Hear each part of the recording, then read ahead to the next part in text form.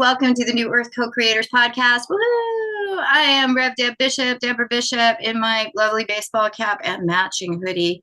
Whew, fashion Hey, at statement. least it's yeah, at least it's matching. Just back from walking the dogs. And I'm here, of course, with the ever lovely Isabel Hundt. How are you today, honey? I'm doing really well. Yeah, it's nice out. It's I don't know. I slept really well. Good. It's And I'm running my amazing. Healy for those who don't know. But There you go. I She's have to plugged in. say, I'm She's, totally plugged in. But I have to yeah, say, technology, we're talking about New Earth, right? New Earth technology. There's so much incredible stuff out there that's just, oh my God, that just changes your world. And I have to say, it's really making a huge difference. Just that little tiny device. that's awesome. Not that I want to advertise it, but we all know how great it is for those who have tried it out before. There you go. It's awesome. And all the little things that help us, I mean, why not? Yeah, All so the I'm little doing things that really help. well. Do you have to have a device like that to do it? No, but does it help? Yes. So there Does it you go. help? Yeah, All because these while we little have a things. different conversation, I can just let that run without even thinking about it, right? Exactly. And it's Yeah. doing what it's doing. It's working on frequency and vibration, and all those things are amazing. We were actually just having a conversation, and then it was like, wait a minute, we need to take this online About and do the podcast. vibration, the vibrational subconscious contracting, right? Yeah, so we're talking about spoken and unspoken agreements. So what the heck is an unspoken agreement? And it's one of those things, like we have our agreements, like, Mm. we're going to show up at this time and we're going to do this show and we're going to be here on Mondays. And that is definitely a spoken agreement. But the unspoken agreement actually between you and me, Isabel, was that you would set up the Zoom so that we would be here. Right. That's actually Right. something that we never really discussed. You just did it. So now I have no thought about setting up the Zoom because you always set up the Zoom. and That's that is true, yeah. actually an unspoken agreement. That's how it works, because it's my assumption that you're fine with doing that. Now, I think you're fine with doing it. However, I don't know. Maybe you're just like, why isn't Dab, like, why can't she step up and do this Zoom? What's the issue here with her? Yeah. And that's also part of what happens with unspoken agreements. Is it's this idea that we're being taken for granted because we don't necessarily realize that our own actions create this kind of relationship where unspoken agreements are all over the place, right? And you were talking about Yeah. your son and his robotic competition that's coming up and what's going on there. Yeah, it's been really interesting team dynamics. He has a lot of teams falling apart and then coming back together. And I think right now he has a great team overall, but he is the go-getter. He is very, like, I see so much of myself in him where his teammates don't step up or don't want to really participate in the building of the robot or the programming. He just sits and I'm like, okay, well then I'm just doing it myself. Like, there's not even a discussion. He just does it because he's so committed. And um yeah, and he just wants this as a team success as well. It's very fascinating how much I see myself in him and how I Mhm. get to observe that, where he's still young, right? He's 9 and he just does it. Like, he doesn't think twice how unfair that is or people should be helping. He just does it because he loves doing it. Where I, on the other hand, do it for a certain amount of time until I get, tired, exhausted, and then the resentment starts, the bitterness. I'm like, why is nobody else stepping up? Why do I have to do all the work? We've Right, seen that with the co-creation of New Earth, right? The New right. Earth co-creators. How easy it is to find someone who we want to follow.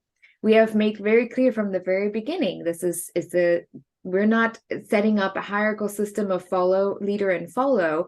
We are all showing up in different ways, according to our strength.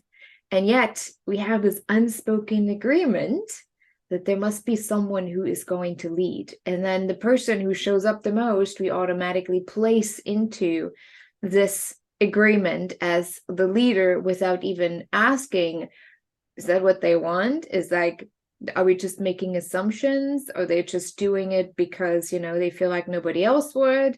Mhm. And so we automatically find our roles within family dynamics, friendships, communities, online groups, offline, all of that. And then we create those unspoken agreements according to our social indoctrination, what we believe needs to happen for something to work. Right, exactly. I remember a client of mine, she was so upset. She's like, so tired of my friends. I'm like, why? What's going on? Mm-hmm. She's like, well, every time, every weekend, this is Lily, by the way, that's just sort of letting her presence be known. My little kitty. She's like, every time it's like the weekend comes and everything, and nobody makes plans, nobody does anything. They always expect me to do it. And I'm like, okay, so how long has that been going on? Well, it's always been like that. Well, how long is that? So it's been like that for years. These are friends that she hangs out with for years. And I'm like, okay, so how did that come about? Well, nobody really could decide anything. And that just makes me crazy. So I just make the decisions for the group and then we go do it. We have fun. I'm like, great. So it's an unspoken agreement. She's like, what? Said your friends have no thought because they have somebody in the group that's already going to make the plan. They already know they have a good time. So why? Why do they even have to think about it? They don't. They're just going to be like, oh, hey, where are we going? Yeah. If you don't like that, you actually have to say, hey, I'm stepping down from being the one that makes all the plans all the time. And then her thing was, but then they're not going to make plans. I said, well, exactly. Yeah, then there comes you have to be willing to actually like let them not make a plan and realize that that's not particularly like we have to be willing, right? I can relate. I'm the same. I'm the type of person that, theatrical background here, build the stage, design the props, go get the costumes, write the script, rehearse the show, be in the show. It's exhausting, right? Even if you love it, it's exhausting. But when people, and it's interesting, I think it's just how we are indoctrinated through school and through all of that, where, and I know there's different types of schools. And if one's lucky enough to be in a different type of school, there can be some different things happening. However, the traditional sort of public school system, and often many private schools, the same. I went through private school, and it was sort of that sit down, shut up. Like it's you be quiet, you be subservient, you do what we tell you to do. So at a very young age, we're kind of being conditioned to like follow that leader. And the other part is too, is like, sometimes we do things like your son, he's excelling and it's going to benefit him. It's going to benefit his future to have these things going on, right? However, at the same time, what we've talked about too, which I think is an interesting point, is like there's a diminishing return on that benefit. There may be a practical reality to it. There may be a materialistic reality to it as far as job, money, and all of those kinds of concerns.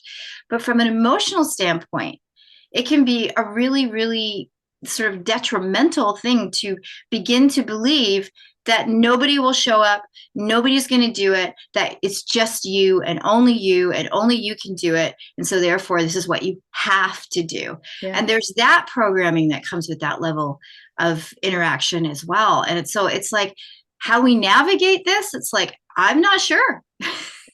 Honestly, me neither. Okay, since I just went through a very similar stage where I really had to learn to openly and loudly communicate, this is not what I'm willing to do, this is not what I have agreed to, where is everyone, to be okay with the consequences. I think for the longest time, my fear of not stepping outside of that behavior pattern that I have created, that I'm responsible for everyone and that I have the integrity and people can rely on me, that's what I'm known for. And you create an identity with that. And then, of course, when you are involved in something that is important, let's say a robotics team and you're going to States and it's a world qualifier and you really want to see this happening for your team and for yourself, there is a reward attached to that. So when you create something in your middle, even if it's a community like New Earth, right? When you say, okay, no longer, I am not willing to continue this pattern, you have to be okay with the consequences. And that has been my biggest struggle. If I don't do it, who will? So you have this internal conversation the whole time. If you don't do it and you really pay attention to what aligns with you and how you want to go about it and have other people step up as well, are you willing to risk that what you thought is possible may not actually happen the way you thought it would? That Yeah. is my biggest internal fight. There are like, could it all fall apart because I don't show up? Yep, because from the very beginning, people have relied on certain people to do the work so that Yeah. everyone can benefit from it. But nobody really wanted to do the work, or wasn't actually all that committed, or they just did it because they felt like they owed someone a favor, or whatever the Well, I situation think is a and lot of why people they show up agreed of it. and do the work like that. Isabel, I'm sorry I cut you off. Mm. I think people show up like that because they see the benefit for themselves. Actually, they see Mm. this thing for themselves. Oh, if I do this, this will happen and I will get this return. And like your son's robotic reality, he will get something. There is an energetic exchange out of that. There will be something coming back to him. Something like New Earth co-creators, yes, we have our economy and people actually showed up and just did what is required, which is so simple. It's not complex at No, all. It's not at so all. simple. Then this economy could be generating thousands of dollars for every individual every single month. It really could, Oh yeah. right? Yeah. And that's what people, I think, grab a hold of, and they see that for a second and they go, oh, I'll do this right now because this could mean that. And then all of a sudden it's a little harder than they thought. It's a little more complex. They're in their own story, because that's the other side of this community, and that's what we're talking about today, this story of I have to be responsible, right, for other Mm-hmm. people. I have to do this. Yeah. That's a story, right? But it supports, we're self-fulfilling prophecies. So if what we think is it won't happen unless we do that, then guess what? When we don't do it, it doesn't happen. Yep. Because we've literally already set the stage for that. Yeah. So when people come in here, one of the things they're not expecting is that they're going to do a walkthrough like their shadowlands. They're going to address their shadow self. They're going to see where they don't necessarily believe they're worthy of stuff. And so I think they show up, I'll do this because I see this benefit. And then they suddenly go, oh, wow, I don't know that I want to deal. Well, maybe I don't. Well, it's getting done, so maybe I can just be here. Maybe I should just see what happens and let's see what happens, because when it starts to really work, quote unquote, then it'll work. Then I can do more stuff. Right? They're looking for the evidence so that they don't have to, in my opinion, fail. But we do that in society overall, even when Absolutely. it comes to government and the little people and the big people, quote unquote. We are expecting government to find a solution for us, for our problems. Well, this is what government is responsible for. And we're already so indoctrinated when it comes to group thinking, that there will be the ones who step up. I just have to wait long enough and someone will step up. Even if it's those who consider themselves activists, who are setting the stage for something new, right? Sometimes it can go in all kind of crazy different directions. But we have been programmed, literally programmed, to wait for someone else to take the first step so that we know which direction we're supposed to go, so that it is agreeable with the rest. Hence the reason why, at this moment in time, the earth is in such a political conundrum. Yeah. Right? We can sit there and point fingers all day long at the politicians, and oh my gosh, and they're greed. There's a sickness of greed amongst this whole structure that we have, this hierarchy supposedly that we have over us. But we can't point fingers at them without actually taking our own place in the reality of the fact that, oh, well, I never really participated in that, or I don't really think about it, or whatever, because that's just taken care of, right? We've also been complacent. Now, I'm not saying, oh, we should be mad at ourselves. I'm just saying that we need to go off autopilot on these things and realize that, just like our ancestors realized many moons ago, hey, if we don't actually work together and decide what we want and show up and be the leader in our own life, just in our own life. Not everybody's here to lead the masses. Totally get it. Not everybody's here to do that, right? However, being a leader in our own life literally just means, like, I'm going to plant the seeds. You're going to water, because that's your responsibility. You're going to harvest, because, we're going to all come together, right? And harvest or whatever, and then you're going to wash it, and I'm going to cut it, and you're going to cook it, right? That's what we're talking about here. And instead, what we're basically have done and what we've been taught to do, this is something that's kind of insidious and it's been going on for a long time. We have been taught to step back and go, no, no, no, you don't do any of that. Yeah, well, That's not in your the end, thing. it looks like that. I'm just gonna sit around the campfire and hope that someone is gonna serve me. I don't care how the food is being harvested. I don't care how it's even growing, as long as it ends up on my plate, and hopefully it ends up on my plate in a certain amount of time. Otherwise, I'm gonna complain about it because you weren't fast enough. Mhm, And usually the ones who are doing the work are the ones who are doing all of it. Well, mhm. I don't know any of this. I don't know how it works. I see it. I work with kids between 5, 6, and 15 years old every Monday and Wednesday. And it's fascinating how they already show a lot of this programming where we're just having those conversations over. I'm like, well, how do you relate to these people? How do you want to take responsibility for how you want to experience it? And oftentimes there's not even any imagination left, where they're just like, oh, I don't know, well, I don't care.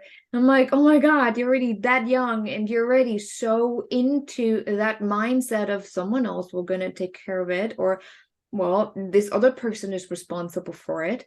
That if we don't break that cycle, especially within younger generations, we will continue another generation of this craziness of there will be some people who work themselves to death because they feel the responsibility to the world. It's getting heavy, they're getting exhausted, and the rest is just sitting there. I'm like, well, time, like, you're 5 minutes too late, the food wasn't like, just like the privileged attitude at restaurants when the food doesn't come within 10 minutes because, oh my God, a steak may actually take a little longer to cook instead of 10 Mhm. minutes or 5 minutes because it's fresh, dude. It's not just, magically coming. But it's interesting. It's really, really interesting how um I read another article, or I read another post the other day where someone was like, well, you guys, I mean, anyone who pays just a little bit attention understands what's going on, but who is like in any way prepared, right? And when it comes to food, when it comes to whatever, and the one person just responds, "Oh, I'm prepared. I have a gun. I will always have my food, so I don't care. I have a gun." I'm like, so you take your gun to the people who have done all of this work because you weren't listening, or potentially lazy enough, or thinking my gun is going to help me with that, who have go to those people who have done the work for 3 years, growing, canning, taking care, and just take it because you feel you have the privilege with a gun to go and just take it, Yeah, but that's right? fear talking more than anything else. You know it. I mean, one of the things I want to be really careful of is like, I live in a situation where for me, I would have to put in raised beds and do a bunch of stuff to even consider growing food here. And because I traveled so much, I couldn't make that somebody else's responsibility. So I'm not able to grow my own food at this moment in time. Now I know Right. people who But grow. at the same time, you wouldn't go out with a gun and No, say, I would well, I not don't do care that. what you No, guys I did, know but people it's who mine, grow. right? And Yeah. if I was in a situation where I had to rely on them to provide food for me, I would be contributing in some way to what Yeah. they needed. Yeah. Right. So I totally get what you're saying. I also just want to make sure people who are living in some, 15th floor of some apartment in the middle of the city also don't feel like, well, whatever, because everybody's circumstances are different, but all of our contributions can also be different to bring it together and to have community and to be able to. I mean, that's one of the things that I thought was really phenomenal in the UK, when they were talking about, like, because they were shut down and locked down worse than we were. Yeah. And, people, their food bank needs went way through the roof, and they met them. They actually met them. They were able to get people fed at a much larger scale than they were really even equipped for, because and I know it's a socialized thing, and I know there's flaws. Believe me, I grew up in Canada. I understand socialized, there's flaws in it. Although I would stand up for socialized medicine all day long. I really would.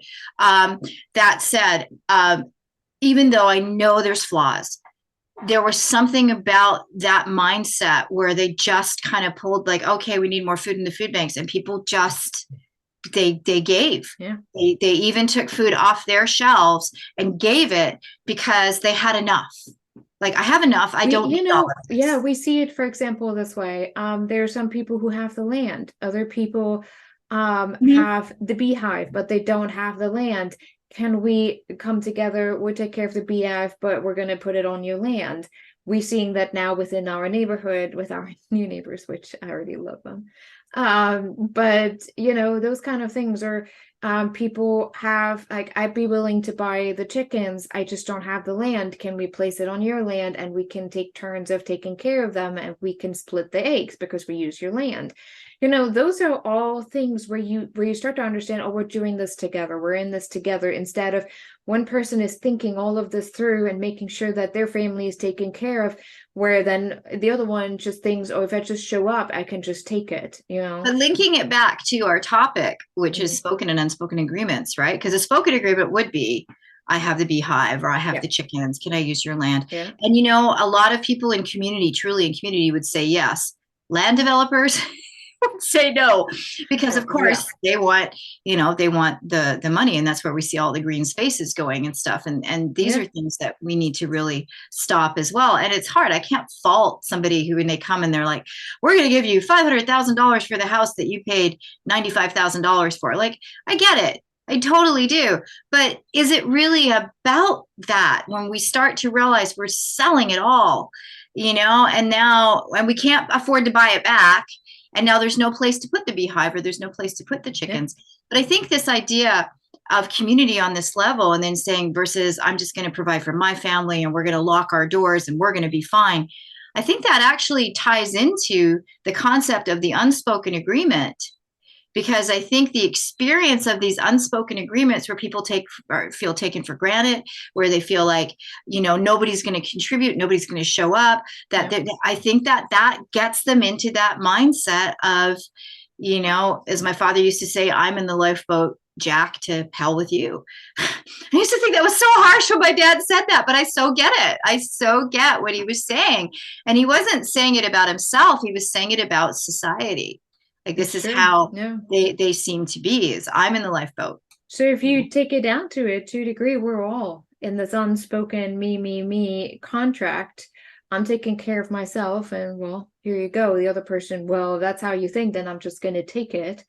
And we have that in small ways, and we have that in bigger ways. And I think what I would love listeners and those who watch to encourage is to take a look at and to kind of reevaluate our own life.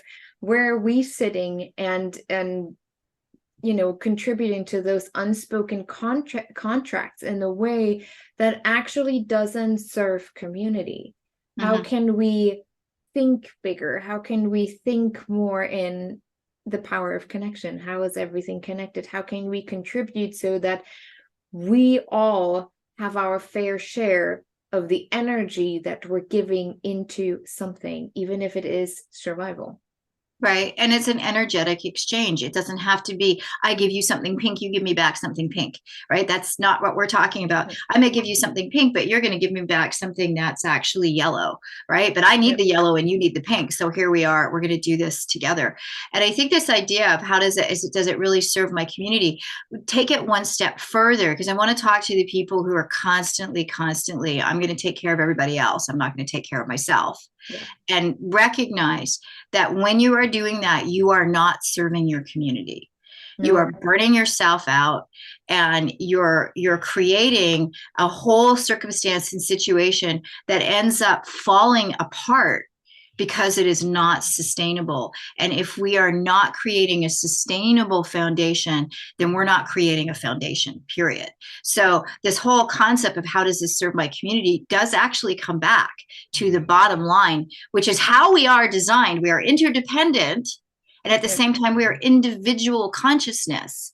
So therefore, the individual is very important and inside the collective, and the collective is very important to the individual, which gets back to this idea that we are everything, we are everywhere, we are actually everyone, we are all of those things. So therefore, if it serves my community, it actually serves me. Yeah. And it has to serve you. Otherwise, like you said, you get exhausted and tired and you burn yourself out. And jaded and resentful, and you Mm-hmm. have a tendency to And lock we the talk door. from experience. Mhm, We we know, do. because Absolutely. oh my God, like I just recently had a complete where it's just like, F this, I'm done. Like Yeah. I cannot do this. And then of course you have the people who are just like, oh, how dare you? Oh no, you're not. And oh my God, because of you now it's not working, or whatever people say, because they had again those unspoken expectations because you contributed to the unspoken contract. Mhm. And this is the thing to recognize. You have your spoken agreements and your unspoken agreements. And this works in marriages and relationships and business partners, just everywhere. It's everywhere. We have Yeah. to recognize that how we show up, right? If people around us start to expect us to show up this way, I go through this all the time with people that have known me for a long time because I've produced a lot of shows. I'm out there, I've done stuff, I've made it happen. I step up, I do it. If it's not done, I will get it done. So now these same people, when they're approaching me to do stuff, right? They're like, but you're so good at it. I'm like, no, that's literally it for me. Yeah. I Yeah. refuse to do that. I am literally willing to let something flounder and or fail because I will no longer take that role. Because for me, when I get to do the stuff that I really love to do, I'm too tired. I'm exhausted. I'm Yeah. burnt out. So Yeah. sure, I get to do it and I have fun, but did I do it to the best of my ability and to my greatest capacity? No, because my energy was depleted. Yeah. And that's not fair, right? But I did that to myself. Nobody did that to me. I did that to me. Yeah. So, there's this differential, this whole thing where we have to really look at the checks and balances in this energetic exchange and recognize it is not identical. When we talk about energetic exchange, it's not identical, but there is a give and take. There is an ebb and flow. And that's this whole thing within our economy. There is an ebb and flow. There is a give and take. And all of that is natural to the way that the cycles of the earth and life work. Yeah. So, why not just work in the cycle of life, right? What is that? Akuma Matata? I don't know where that came from. That's It's right. all Yes. Akuma Matata. But it's we have so much that we can learn just from nature, right? They have this beautiful synergistic relationship, like just the bees themselves. And the bees have the pollen that gives them the honey, but that pollen, as they go from flower to flower, fertilizes all the different flowers and allows for this whole chain of existence to happen. That is community in action. The bee would not do it if the bee did not get benefit. And they don't do that when just things go tough, right? They do it all the time, no Yep. matter what. If it rains, well, no, they're not coming out when it rains. I have to say that. No, But because that's they sort of like do. meteors falling on them. But yes, in their world, like gray sky, blue sky, whatever. They're still going They out. They're still doing it. I mean, I yep. watch it every day and it's fascinating. They just do, everyone does their part. Everyone contributes to the whole of the community. And not just when things are tough, not just when we're in the middle of a crisis. And that's what I'm noticing with humans. Um, it's always, it's there when we're in the middle of a crisis, and Oh we yeah. yearn so much for this kind of community of, equal energy exchange, that we are subconsciously creating situations of crisis just to remind ourselves what it actually feels like to come together as in unity as a community. Oh, and you bring up such a good point, and I know we're winding down. But this, I was living in Nashville when we had the major flood of 2010, which, by the way, did not get a whole lot of press, as devastating as it was, because we didn't have enough death. Basically, nobody died. Mm-hmm. There was no drama, but there was so much destruction. People were displaced for very long periods of time. It was way more devastating than most people even realize. They've forgotten about it for the most part. We are known as the volunteer state. So, what was fascinating to me was to see how quickly communities came together and just took care of it. And that's another reason why we weren't necessarily in the news. We just took care of it. Everything just got handled so beautifully. And it's like, so why in a time like that, that was definitely a crisis. Yeah. Why is it that we can put all of our stories aside about what religion somebody belongs to, what color their skin is, or anything like that, and actually come together for the better of the community as a whole, for humanity? And yet, once that's done, we suddenly go back to all of our own little corners, Well, right? I It's have a like, theory about that one, but I think we would have to have another hour. well, we'll have to come back to that then. That will be another Yeah. episode. Stay Because tuned for that that literally goes episode. down to being addicted to the struggle. Like we're Yep, literally addicted to experiencing that yep, to be able to shine. yep, yep, absolutely. And you know, an addiction on any level, like, you know, with all due respect to people who deal with some pretty significant ones, you know, it's something that takes over. It Yeah. takes over. It usurps your own will. So that said, if you know nothing about what we're talking about, please go to newearthcc.org, newearthcc.org, and find out about Yeah. us and also about our economy. It's pretty amazing. And we are all about community. And we're here every week.